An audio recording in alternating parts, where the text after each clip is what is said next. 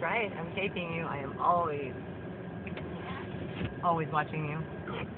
I know everything you do at all times. And now I can prove it. Thank you for such an interesting day so far. I can't wait to go have a party and experience the rest of your great adventure. Thanks for that. By the way, it is not my fault that crazy people like to find me and attack me. It is their fault.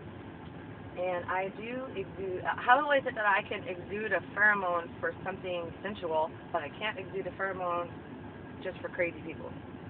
That doesn't make any sense. If you believe that a pheromone could be exuded, period, that would actually have some kind of control over somebody, then you believe it, period. Not just in your situation that you feel like throwing out. So, anyway, I'm just going to sit here and wait for you to come back out.